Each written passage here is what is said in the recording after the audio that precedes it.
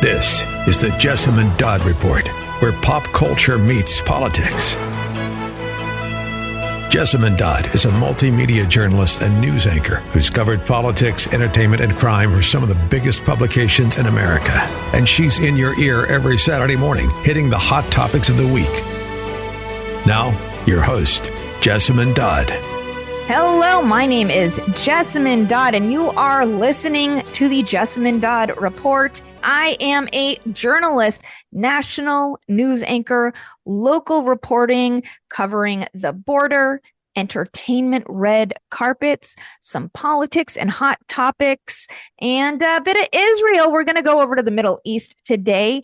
So if you like pop culture, if you like these trending topics, if you like a bit of California politics, a bit of Middle East, you are in the right place. So first of all, let me just go ahead and say thank you to our sponsors, In the Light Productions. New movie out right now called The Friendly, about an American military man who volunteered in Ukraine. It's about his story, how a dog saves him, his love story. It's on Amazon Prime right now, folks. It's by In the Light Productions. Go rent that movie. It's a beautiful story, faith-based film. You will not be sorry. It's a phenomenal film. I've watched it several times, and I'm not just saying that because I'm in it. Go watch the movie. Amazon Prime right now. Well, let's get right to the hot topic. Of course, the ceasefire, Hamas breaking the ceasefire. What is going on with all the pro-pallies, the Hollywood boycotts of Israel? I've got a friend here to unpack that. I'm going to let him introduce himself. Hi, I'm Iddo. I'm right from across the pond, so not an American today, I'm afraid. I have been debating and arguing from a pro-Israel stance on TikTok and at universities across the UK, including but not limited to Oxford, Cambridge, and my own alma mater. So I'm just here to have a good conversation, and let's talk about where things have gone, because being pretty silent, to be fair. I almost expected to get deafened when the ceasefire hit. Yeah, you know, you would think that all of these people, when the ceasefire first happened, the last remaining living hostages were released, right? And we say living because Hamas is still holding the bodies of the deceased hostages. So when the last living hostages were released and the ceasefire, Israel pulled their military out. No more response from Israel. All those people that have been marching in the streets, all of those celebrities, the Mark Ruffalos, Billie Eilish, Guy Pearce, yes, I'm calling them out by name, wearing the Palestinian flag pins on the red carpet, wearing the bloody handprint pins on the red carpet. Those guys were dead silent.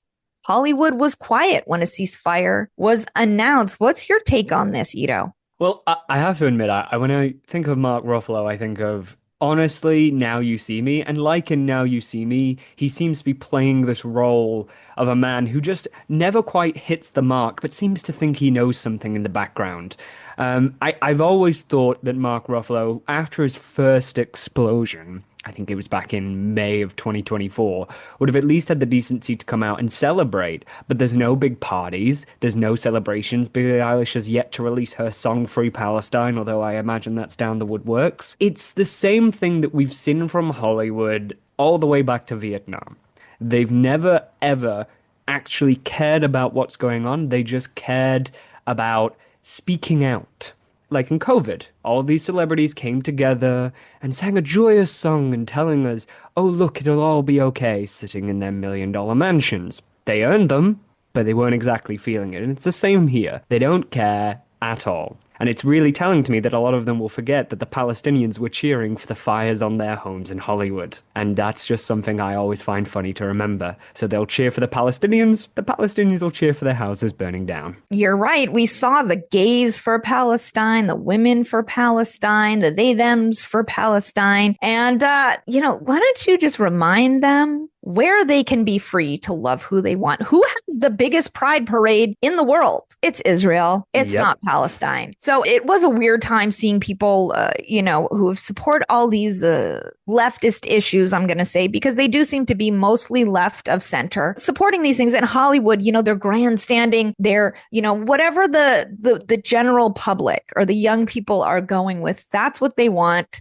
because they want to sell movie tickets. They want to sell product. They want to sell their music, right? So we saw that people starting on TikTok, they started boycotts of like the Kardashian, and they said, we're boycotting anybody who doesn't speak up for Palestine. But they never boycott their phones, even though they have Israeli chips in. There you go. They never boycott medical equipment.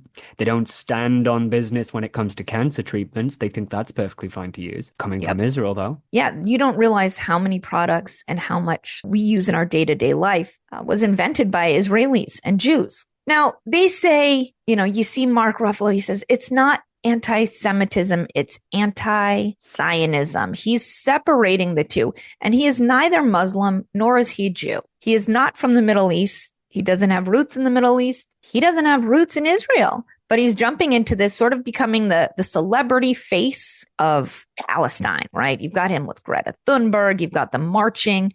And now what's happening now is they're boycotting any Israeli film.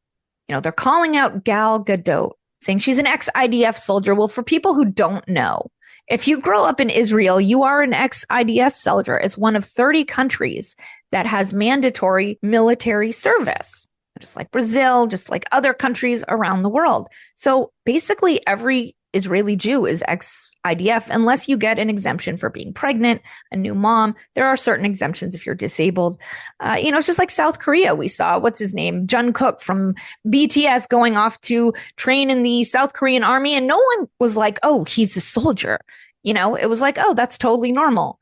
But it seems to be a different story for Israelis. Let's talk about Gal Gadot and how people are boycotting her and boycotting her films just because she is an Israeli. It's insane. It's completely insane. If we got a North Korean actress today who reached the pinnacle of Hollywood, performed as one of the most iconic figures in Hollywood, Wonder Woman, and sat there and stayed as neutral as possible. I mean, Gal Gadot could use to speak out a bit more, I'm sure some people on our side would say, but she doesn't. She tries to keep things respectful to both her fans and to the profession. She doesn't go out and make grand statements. She doesn't go out and do these performative Instagram lives.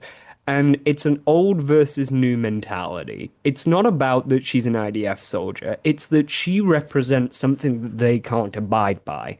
And that thing is, she represents quiet, respectable integrity for her beliefs. She doesn't need to scream and shout about it.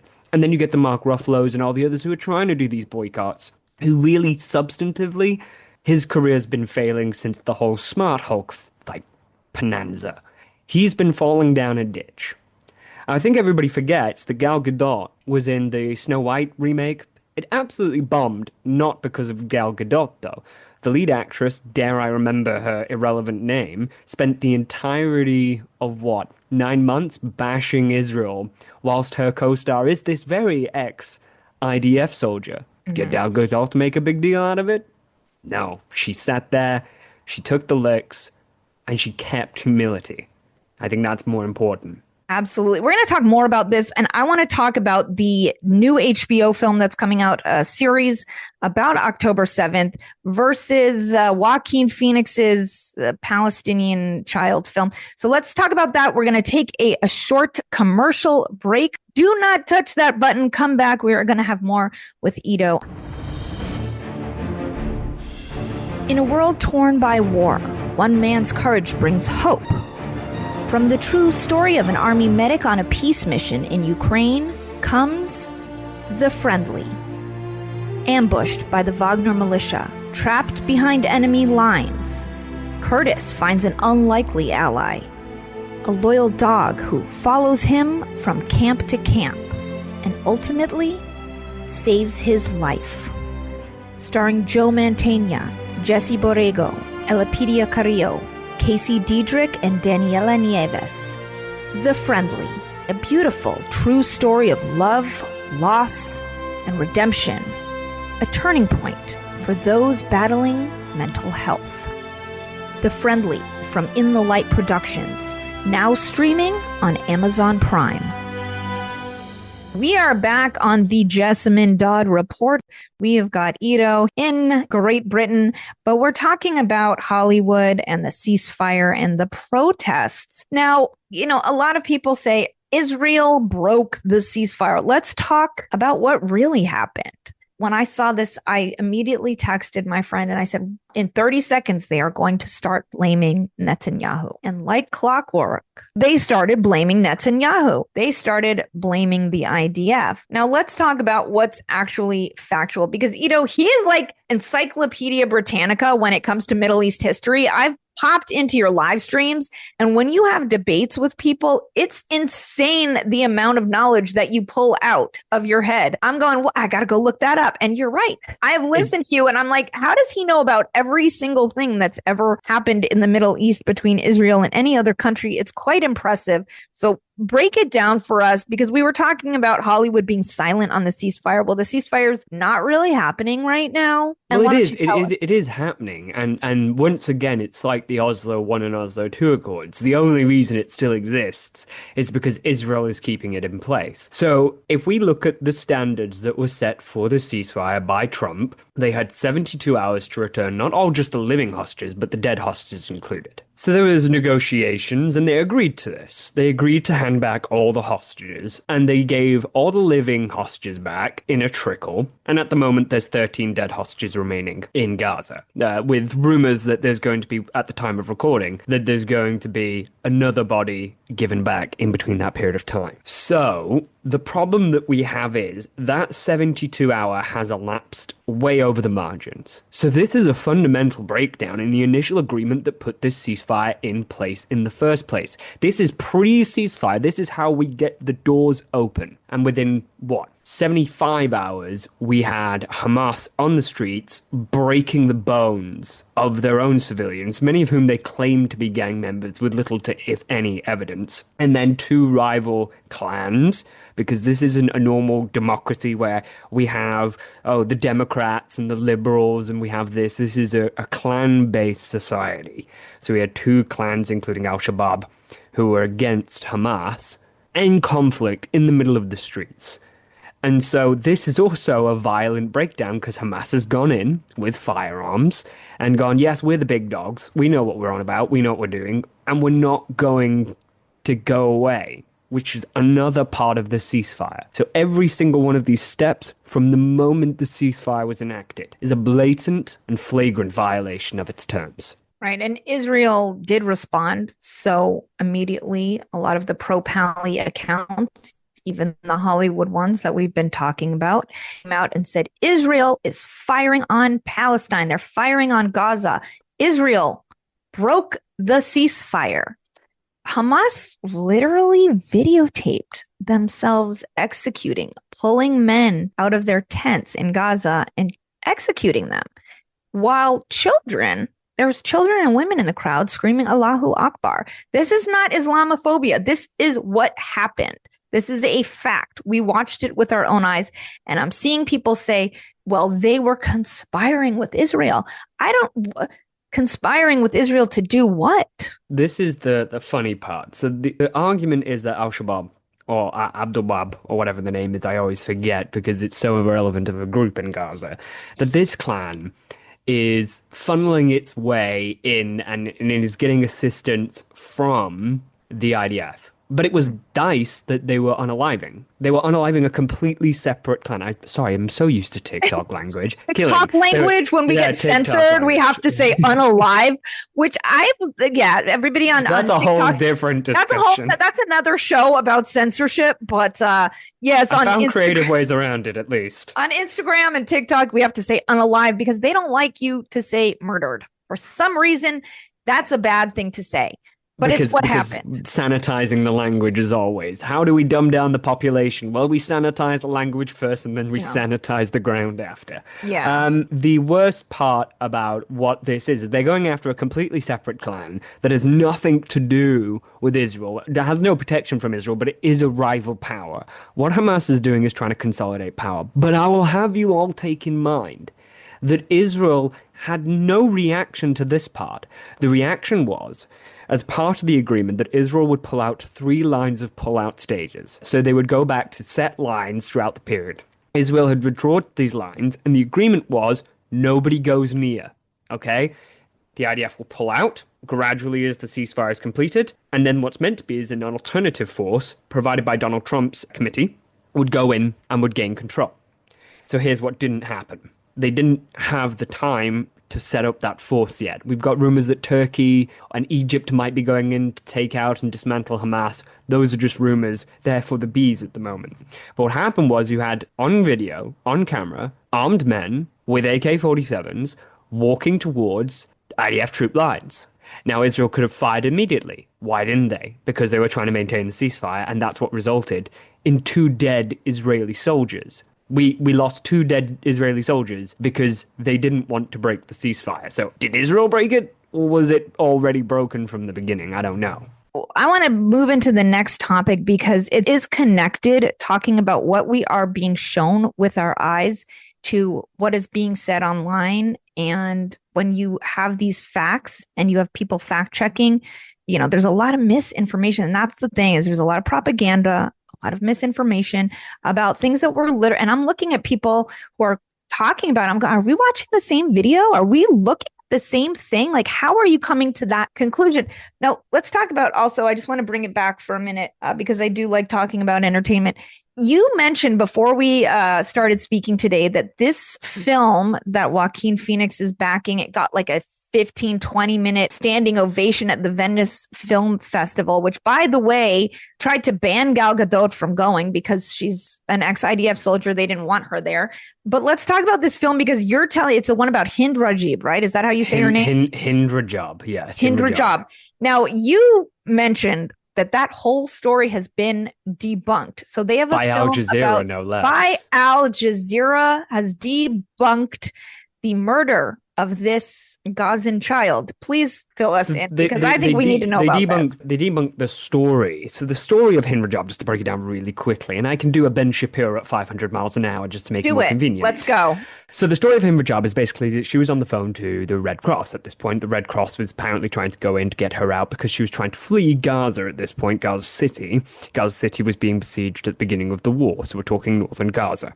So what immediately happened and followed is that she was apparently on a 3-hour and 47-minute phone call. This 3-hour and 47-minute phone call, they released 4 minutes of footage which says that she can hear them and you can hear firing in the background. So it's led to a whole slew of investigations that said an IDF tank battalion was a couple of hundred clicks away and therefore was in the vicinity enough to have killed them. The allegation then came out that hundreds of bullets from this tank had been fired into the car and killed them. Now, the reason that it's been completely blown out of the water right now is because Al Jazeera leaked messages that they had on WhatsApp with the uncle of Hind Rajab saying in Arabic that they were in a building now. Now, why does this change the circumstances of everything? Well, the argument is Israel came in and fired at a car and fired ammunition from Israel, and tank ammunition at that, which would have absolutely eviscerated the body of Hind Rajab. But how can that be? Because they're saying she was in the car on the phone to them the entire time with her family dying around her. But now we've got a phone call from text messages from her uncle saying, no, to them, they've managed to get into a building. So these text messages are set at the time, roughly, I think within 30 minutes of where they say she died, but within a 20-minute driving distance of where the car was found. So there's been loads of questions put out. One, why is the full 3-hour phone call not been put out? 2, why was her uncle messaging for help, saying that they're in a building, that they're, I believe, in a shop now, hiding there? And why have we not been able to have the vehicle handed over for true analysis? Because it's meant to have been handed over for true analysis, but they've conveniently lost it, whatever that means. They've conveniently lost it. So people are now just going with the mass narrative, this film talking about how Israel shot this young child and her family in a car while she was trying to flee a war zone. And there's so many questions about it. In your opinion, was it irresponsible to, I mean, Hollywood loves to sensationalize things, but they put it out as a true story.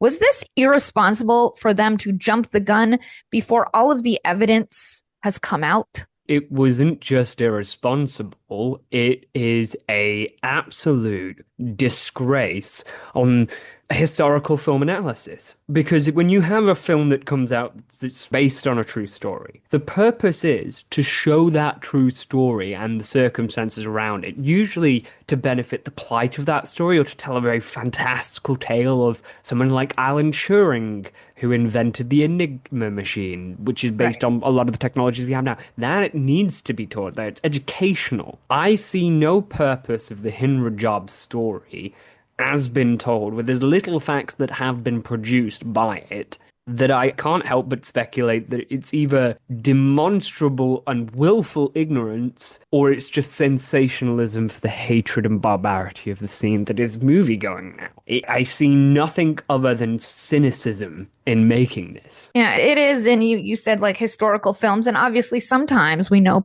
directors, there's a lot of conspiracy theories and other things, especially things that have happened not in our lifetime, i.e. Oliver Stone and the JFK story. Mm-hmm. He wasn't there, but he took what he had and used different points of view. And there's not a lot of, we don't know if it's realistic because we still don't really know what happened. You know what I mean? There's evidence and there's different points of view and, accounts of this. And they have the JFK files that they released. But something like this, which happened so soon ago, the thing that I want to point out is they're saying like, this story is 100% true. We have to show it how evil Israel is. They killed a child. That's horrible that a child died. I do not like children dying. I need to make that very clear. I'm not okay with any kid being murdered, period. But people, when I say I'm pro-Israel, they're like, you love to murder babies. And I'm like, what are you talking about? The fact you have to do that is part of the problem. It's when we crazy. talk about Ukraine and Russia, we don't go, I don't like seeing any children die. When people talk about the Congo, even though it is the rape capital of the world, we don't have to go, but I don't care about people. I do care about children. I don't want children to die or be raped in this case. Yeah. It's very weird that this is where the conversation has gone to. It's strange. Especially when more people died in Congo this year than in Gaza. True that. And, that's the thing is that they're going to say this movie about Hind Rajab is an accurate depiction of what happened. But this HBO scripted series, the October 10th limited series on Trinity Broadcasting by Dan Gordon, who's a buddy of mine, Academy Award winning screenwriter, which shows actual footage of Hamas kidnapping, murdering, shooting dogs. I don't know if women, animal activists are out there. Hamas killed over 100 dogs. Why? Because they're evil. On October 7th, it shows them kidnapping, hanging, murdering, beheading. There's actual footage because they sent it. Hamas videotaped it. People had their cell phones. Our friend, who was a Nova survivor, he, had a videotape of himself running and hiding. Like, it's very scary. So that they say, that's fake. That didn't happen. But this story that we don't have all the evidence is definitely exactly the way that we said it happened. That's the really worrying That's frustrating. thing. It's worrying from the logical inconsistency. And I guarantee you all your listeners will have heard this. No international journalist can go into Gaza. Okay, so how are you getting this information? Well, the journalists. But I thought journalists can't go in. And they have to wrap themselves into these loop-de-loops of saying, well, this is how we got it. Well, how can you be sure? But this is how we got it. But how can you be sure? And they never can answer that how can you be sure part. We had this very same debate last night of how can you be sure. There was a claim that President Trump had said something in a speech. And this person was insistent that he said it. And then we went to the transcript. Oh, that's not real transcript. Okay, so we played the video of the journalist asking it. Oh, that's not a real journalist. It's on the White House website. You think I made this up? But this is the logical leaps these people have to make in order to sustain their ideology. There was a really fun guy that I met a couple of years ago, just before October 7th happened, and he said, the left will always find a way to blame the other side, even when they admit it's their own fault.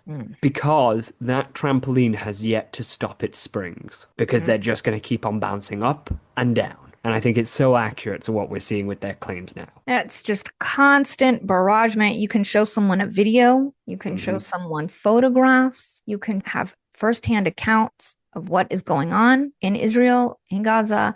And if it doesn't align with their preconceived notion, and it's also there, I got to be fair, there are people on the conservative side that are sort of breaking away. I mean, we're looking at Tucker Carlson. That's a whole nother conversation, though. But it's not just Democrats. It has been a few pretty prominent Candace Owens Republicans who are just don't want to believe their eyes and their ears. I'm sorry. They believe their eyes and their ears. Their true beliefs have no bearance on what they're saying online. And you can tell because I've never seen a man like Tucker Carlson paid so much by Qatar who isn't directly a part of the Qatari sphere of influence. I've never seen a woman like Candace Owens try and backpedal so much on her claims about Donald Trump and the ceasefire. We've got about 30 seconds left. Tell people where they can find you, find your work. You can find me on TikTok at JewMam, MAM1. And I am Jessamyn Dodd. This is the Jessamyn Dodd Reports. I want to thank everybody who's tuning in today. I want to thank Iddo, an amazing guest. You know, we could talk all day, really. And also In the Light Productions, The Friendly is available right now for streaming on Amazon Prime. That is our time for today. Please tune in next week. We're going to have some more amazing guests. We're just going to talk. I really appreciate every single person who has tuned in today. Thank you so much. Don't miss the next installment of the Jessamyn Dodd Report. Same time next week, right here